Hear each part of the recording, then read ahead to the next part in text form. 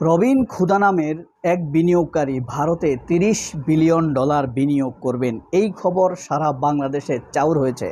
রবিন খুদা এই লোক আবার বাংলাদেশি বংশোদ্ভূত, পড়েছেন হারমাইন মেরিন স্কুলে। ক্লাসমেট কার? খালেদ মহিউদ্দিনের। আমরা জানি খালেদ মহিউদ্দিন সাংবাদিকতার আড়ালে সালমান এফ রহমান, তারপরে ডিবি হারুন, বেনজির আহমেদ, এই তিনজনের অর্থের বিনিয়োগের জন্য দুতিয়ালি করে যাচ্ছেন বিএনপি সরকারের সাথে। কিছুটা সফল হয়েছেন, তবে চূড়ান্তভাবে তিনি ব্যর্থ। শেষ পর্যন্ত ব্যর্থ হওয়ার কারণে সবাই মিলে সিদ্ধান্ত নিয়েছে এই টাকা বাংলাদেশে বিনিয়োগ করা যাবে না, বিনিয়োগ করতে হবে ভারতে। সেই টাকাই বিনিয়োগ করছেন কি না রবিন খুদা, সেটি আমরা আজকে আলোচনা করব। রবিন খুদা একজন অস্ট্রেলিয়ান প্রযুক্তিবিদ। তিনি খালেদ মহিউদ্দিনের সাথে হারমাইন মেরিনার স্কুলে পড়াশোনা করেছেন মিরপুরে। 97-98 শিক্ষাবর্ষে একই সাথে, এবং দুইজন একই বয়সে জন্মগ্রহণ করেছেন। একজন 1973 সালে আর খালেদ মহিউদ্দিন 1974 সালে। রবিন খুদার এই বিনিয়োগ আওয়ামী লীগের লুটপাটকারী অর্থের একমাত্র সোর্স। এমন একজন বিনিয়োগকারী খুঁজছিল যার মাধ্যমে বিনিয়োগ করলে কেউ সন্দেহ করবে না। এই রবিন খুদার অর্থটি হলো বেনজির আহমেদের টাকা, ডিবি হারুনের টাকা, টিউলিপ সিদ্দিকীদের টাকা, অল্প কিছু এস আলম নিজের অর্থ নিজেই এক্সট্রা বিনিয়োগ করতে গিয়ে অনেকাংশে ধরা খেয়েছে। অলরেডি সাইপ্রাসে তিনি প্রায় 96,000 কোটি টাকা ধরা খেয়েছেন, যে টাকা অচিরেই বাংলাদেশে আসবে যদি বিএনপি ভাগবাটোয়ারা না করে। আমরা এই রবিন খুদার ব্যাপারে এখন শোনাবো আপনাদেরকে তার বিভিন্ন রহস্য। তবে বাংলাদেশি বংশোদ্ভূত হয়েও তিনি কেন ভারতে বিনিয়োগ করছেন, এটি হলো বাংলাদেশের মানুষের কাছে সবচাইতে বড় প্রশ্ন। আপনারা নিশ্চিত ধরে নেন এই টাকা কোনো বৈধ টাকা নয়, এই টাকা হলো আওয়ামী লীগের লুটপাটকারী অর্থ। ভারতে $30 বিলিয়ন বিনিয়োগের ঘোষণা দিয়ে আলোচনায় এসেছেন বাংলাদেশি বংশোদ্ভূত অস্ট্রেলিয়ান ধনকুবের রবিন খুদা। কৃত্রিম বুদ্ধিমত্তা, এআই, ক্লাউড এবং কম্পিউটার খাতে বিশাল বিনিয়োগ করতে যাচ্ছেন এই রবিন খুদা। অথচ তিনি হলেন নিজে $2 বিলিয়ন মালিক। ব্যক্তিগতভাবে তিনি $2 বিলিয়ন সম্পদের মালিক, বিপুল টাকা। তাহলে $30 বিলিয়ন তিনি কিভাবে আগামী 5 বছরে বিনিয়োগ করবেন? তিনি শেরেবাংলা নগর সরকারি উচ্চ বিদ্যালয়ে পড়াশোনা করেছেন। পড়াশোনার মাত্র 18 বছর বয়সে অস্ট্রেলিয়ার পাড়ি জমান তিনি। সিডনি প্রযুক্তি বিশ্ববিদ্যালয়ে ইউটিএস থেকে হিসাব বিজ্ঞানে স্নাতক অর্জন করেন। পরে যুক্তরাজ্য ম্যানচেস্টার বিজনেস স্কুল থেকে ফাইন্যান্সে MBA করেন। কর্মজীবনে তিনি সাফল্য পেয়েছেন। পেশা শুরু করেন আন্তর্জাতিক টেলিযোগাযোগ, ক্লাউড কম্পিউটিং খাতে, যেমন ফুজিৎসু সিনেট, এবং কাজ করার পর নিজের অবসরকালীন জমানো অর্থ দিয়ে 2015 সালে সিডনিতে এয়ার ট্রাঙ্ক প্রতিষ্ঠা করেন। এয়ার ট্রাঙ্ক তার কোম্পানির নাম। প্রতিষ্ঠানটির বিস্তৃতি মোটামুটিভাবে খারাপ না। আপনারা জানেন অস্ট্রেলিয়া আমেরিকাতে যদি কেউ ব্যবসা করে তাহলে তার বিনিয়োগের অর্থে একটা পর্যায়ে গেলে আর অভাব হয় না। বর্তমান অবস্থা, Blackstone Canada pension plan investment বোর্ডের CPP নেতৃত্বে একটি কনসোর্টিয়াম কোম্পানির বিশাল অংশ কিনে নিলেও তিনি এখনও তার CEO হিসেবে দায়িত্ব পালন করছেন। কোম্পানির মূল্যবান মালিকানা রয়েছেন তিনি।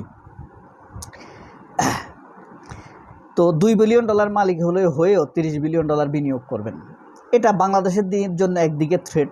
যারা ভারতের দালাল বাংলাদেশে, তারা বলবে দিল্লি না ঢাকা। আমরা যে স্লোগান দিয়েছি ঢাকা ঢাকা, এই স্লোগানের এখন আর বেল নাই, মানুষ এখন দিল্লির দিকেই যাচ্ছে। যাই হোক, এই ঘোষণার পরই বাংলাদেশের গণমাধ্যম বেশ শিরোনাম হতে শুরু করে এবং তাকে নিয়ে চলছে নানান আলোচনা সমালোচনা। তার জন্ম, প্রাথমিক শিক্ষা বাংলাদেশেই। তিনি খালেদ মহিউদ্দিনের বন্ধু। খালেদ মহিউদ্দিনের দুতিলেতেই তিনি ভারতে বিনিয়োগ করছেন, এটা কিন্তু মনে রাখবেন, এটা বেরিয়ে আসবে। অসমর্থিত সূত্র থেকে আমার তথ্যটি নেয়া বিধায় আমি তাদের নাম বলছি না। রবিন খুদার জন্ম ঢাকায়। তিনি রাজধানী শেরেবাংলা গভর্নমেন্ট হাই স্কুল এবং SOS হারম্যান মেইনার, খালেদ মহিউদ্দিনের SOS হারম্যান মেইনারে পড়াশোনা করেছেন। রবিন খুদা বর্তমানে অস্ট্রেলিয়ার সিডনি শহরে স্ত্রী, কন্যা, বাবা মাকে নিয়ে বসবাস করছেন। তবে তার পারিবারিক শেকড় বাংলাদেশের সিরাজগঞ্জে চাতিয়ানতলী গ্রামে। সিরাজগঞ্জের চাতিয়ানতলী গ্রামে। আর খালেদ মহিউদ্দিনের বাড়ি হলো আপনার কুমিল্লা দেবিদ্বারে। রবিন ক্ষুদার কুমিল্লায়, দেবিদ্বার কিনা সরি। রবিন ক্ষুদার বাবা এস এম ওয়াজেদ আলী উচ্চ মাধ্যমিক শিক্ষার জন্য ঢাকায় আসেন এবং পড়াশোনা শেষে তিনি সরকারি চাকরিতে যোগ দেন। বাবার কর্মসূত্রেই তিনি রবিন ক্ষুদার জন্ম এবং বেড়ে ওঠা ঢাকায়। 1997 সালে উচ্চ মাধ্যমিক পাশ করার পর রবিন ক্ষুদা উচ্চশিক্ষার জন্য অস্ট্রেলিয়াতে চলে যান। সিডনিতে ছেলের জীবন স্থিতিশীল হওয়ার পরের বছর বাবাও অস্ট্রেলিয়ায় চলে যান। পরে এস ওয়াজেদ আলী সেখানে কর্মজীবন শুরু করেন। পেশা জীবনের শুরুতে রবিন ক্ষুদা টেলিযোগাযোগ, ক্লাউড কম্পিউটিং খাতে কাজ করেন। তিনি বর্তমানে তার বয়স 47 বছর। খালেদ মহিউদ্দিন বলে তার বয়স 50 বছর। এগুলো ভর্তির সময় কিছু জন্ম তারিখের হেরফের তখনকার যুগে হতো। যাই হোক, এরপর তিনি প্রতিষ্ঠা করেন air trunk, Australia air Pacific অঞ্চলে অন্যতম বৃহৎ। এই টাকা মূলত বেনজির, হারুন, ডিবির হারুন, মনিরুল, আরও কয়েকজন আছে, সবার নাম নিশ্চিত, কম নিশ্চিত যাদের তাদের নাম বলছি না। টিউলিপের টাকা এখানে আছে। টিউলিপ কিনে অস্ট্রেলিয়া এখনও খুবই উচ্ছিষ্ট হয়ে গিয়েছেন। তার এমপিত্ব হারিয়েছেন, তিনি মন্ত্রিত্ব হারিয়েছেন। যাই হোক, রবিন ক্ষুদার নেতৃত্বে এয়ার ট্রাঙ্ক আজ বিশ্বের দ্রুততম বর্ধনশীল ডেটা সেন্টার কোম্পানিগুলোর একটি হিসাবে প্রতিষ্ঠিত হয়েছে। প্রযুক্তি অবকাঠামো খাতে তার সাফল্য তাকে অস্ট্রেলিয়ার শীর্ষ ব্যবসায়ীদের কাতারে স্থান করে দিয়েছে। বাংলাদেশি বংশোদ্ভূতদের জন্য একটি অনুপ্রেরণামূলক উদাহরণ তিনি তৈরি করেছেন। আসলে এখন ফুলায় ফাঁপায় তাকে বলা হচ্ছে, তার টাকাটাকে বৈধতার একটি রূপ দেওয়ার চেষ্টা করা হচ্ছে এইসব কথা বলে। তিনি সফল, তিনি অনেক টাকা কামিয়েছেন, এই করেছেন সেই করেছেন।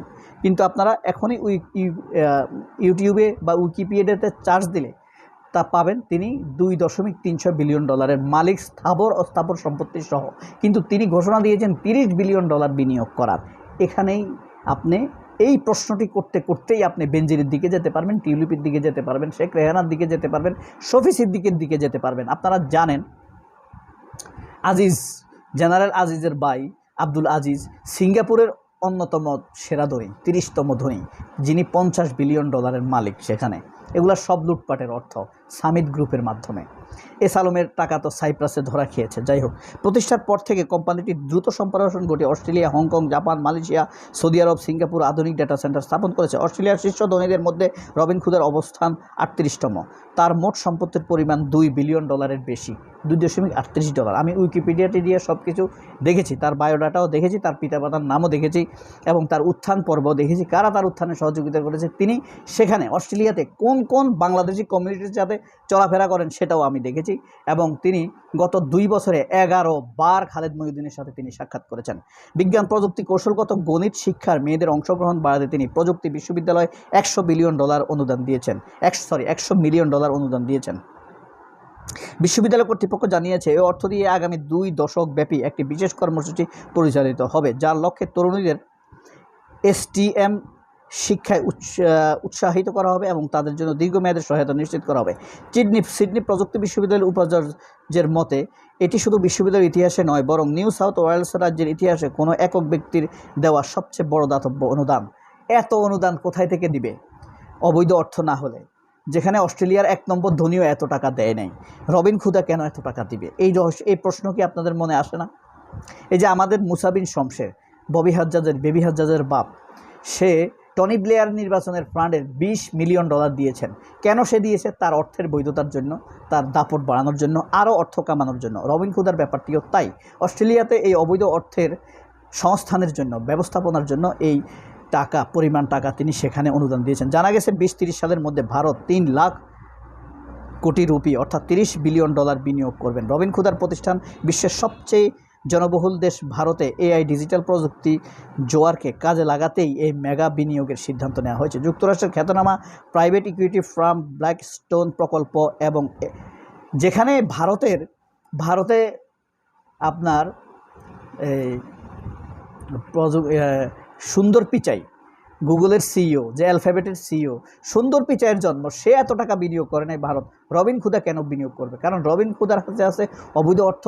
এই অবৈধ অর্থের নিরাপত্তার জন্য ভারতে বিনিয়োগ করবে। শেষ পর্যন্ত আওয়ামী লীগের অবৈধ অর্থের সর্বোচ্চ নিরাপত্তা দিবে ভারতে। এই জিনিসটি তারা বহুত হিসাব নিকাশ করে বুঝতে পেরেছেন। ভারতের প্রধানমন্ত্রী নরেন্দ্র মোদী সরকারের শীর্ষ কর্মকর্তাদের সঙ্গে রবিন ক্ষুদার একটি উচ্চ পর্যায়ের বৈঠকের পর শুক্রবার অর্থাৎ 5 জুন এই বিনিয়োগের ঘোষণা আসে। এমন এক সময় এই বিনিয়োগ এসেছে যখন ভারতের সাথে সম্পর্ক টালমাটাল। এয়ারট্রাঙ্ক জানিয়েছে তারা পুরো ভারত জুড়ে প্রায় 5 মেগাওয়াট ক্ষমতার সম্পন্ন ডেটা সেন্টার অবকাঠামো গড়ে তুলবে। এই হলো রবিনহুডের রহস্য। বাকিটা আপনারা আরও জানবেন ধীরে ধীরে। আমি প্রথমবারের মতো বলে দিলাম। সবাই অনেক ভালো থাকবেন। আল্লাহ হাফেজ। আসসালামু আলাইকুম।